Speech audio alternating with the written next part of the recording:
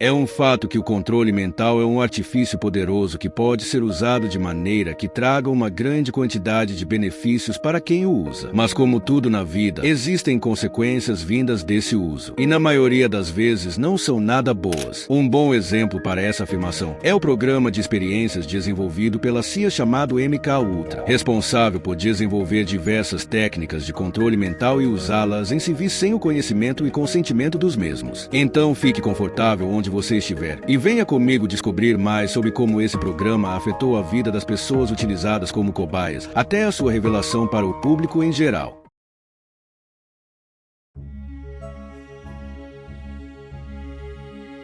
Chefiado por Sidney Gottlieb, o MKUltra foi um projeto ultrasecreto criado pela CIA com o intuito de desenvolver técnicas de controle mental a partir de qualquer meio possível, indo desde o uso de entorpecentes até métodos excruciantes de tortura. Ele também seria mais uma maneira dos Estados Unidos estarem à frente da União Soviética, pois o contexto em que o mundo se encontrava na época era o da Guerra Fria, e por isso esses dois países sempre estavam tentando ficar um passo à frente do outro na corrida armamentista.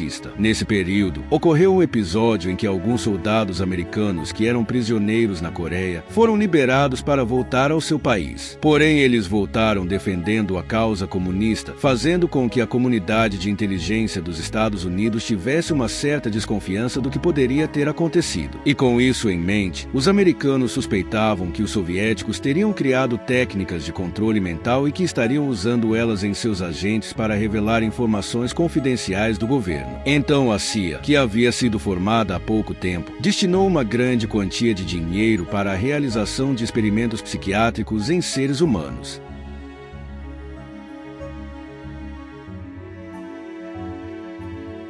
O projeto foi responsável por executar diversos experimentos totalmente antiéticos e perturbadores. Dentre eles estavam experimentos com LSD, tortura psicológica, implantes cerebrais, controle mental, experimentos em crianças, dentre outros. Em todos esses experimentos realizados, a grande maioria das cobaias eram usadas sem o menor consentimento das mesmas. Um dos primeiros experimentos realizados foi a Operação Clímax da Meia-Noite. Ela acontecia da seguinte maneira: garotas de programa eram contratadas com o intuito de atrair homens que passavam as noites em bares e levá-los para o que os agentes chamavam de o bloco. Nesse local, as cobaias eram dopadas com LSD para que os cientistas da CIA pudessem estudar os efeitos da droga. Outro experimento feito com LSD ocorreu no ano de 1953, tendo sido conduzido pelo próprio chefe do programa, o agente Sidney Gottlieb. Sem uma autorização oficial, Gottlieb teria feito com que alguns de seus colegas tomassem uma mistura de LSD com um licor. E segundo o historiador Jonathan Moreno, eles teriam tomado essa mistura sem saber o que realmente estava acontecendo. Um dos que tomaram essa mistura foi o cientista Frank Olson. Ele foi o que mais sofreu consequências disso. Um de seus companheiros o descreveria como alguém que estava se tornando psicótico. Nos dias seguintes ao teste, Olson ficou profundamente deprimido e mal falava com sua esposa. Gottlieb até providenciou visitas a um médico em Nova York que tinha liberação para assuntos ultra-secretos, mas mesmo assim não houve nenhum resultado positivo, e a depressão e paranoia do Olson só aumentaram. Pouco antes de ele retornar a Maryland para ser internado num hospício, onde seria supervisionado por psiquiatras associados à CIA, Olson teria se jogado da janela de seu quarto de hotel no 10º andar do Statler Hilton e caiu para a morte. Porém, segundo alguns documentos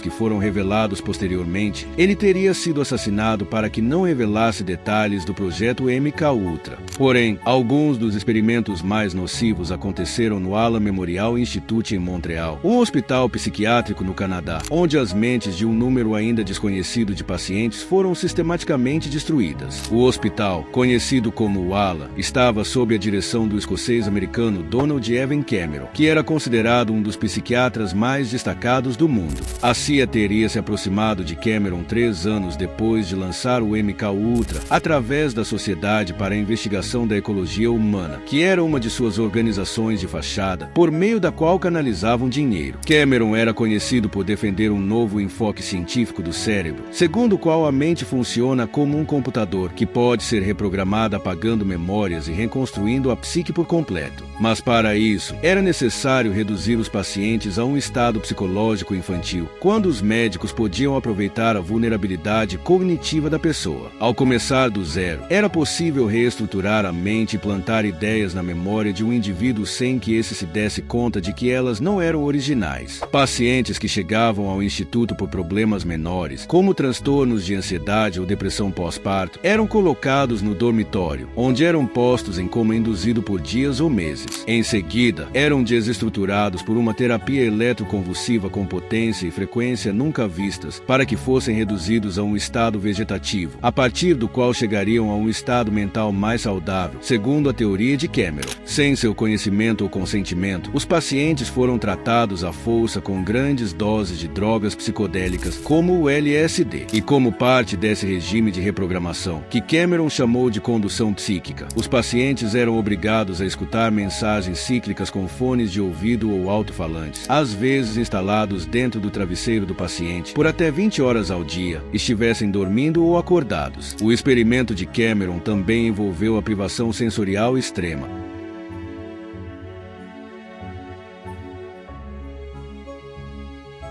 A revelação para o público começou a acontecer na metade dos anos 70. Segundo o historiador Tom O'Neill, tudo foi descoberto graças a um jornalista chamado John Marks, que escreveu o primeiro livro, em 1979, sobre o programa, chamado Em Busca do Candidato de Manchúria, a CIA e o Controle Mental. Houveram audiências no Congresso dos Estados Unidos no meio dos anos 70, e a CIA finalmente admitiu que esse programa existia, que provavelmente não era correto, mas fingiram inocência. A CIA sabia que estava quebrando todas as leis morais, éticas e legais ao fazer esses experimentos. Infelizmente, a maioria dos sobreviventes sofreu em silêncio, levando o trauma para o túmulo. Mas com a liberação dos documentos, outras vítimas dos experimentos e seus familiares puderam reconstituir os fatos. Espero que tenham gostado do vídeo. Esse é um projeto novo que estou iniciando. Um canal focado em temas que costumam ter um mistério por trás. Enfim, inscreva-se no canal e deixe o like caso tenha gostado do vídeo. E use a aba dos comentários para deixar sugestões de vídeos e dicas do que posso melhorar. Até mais!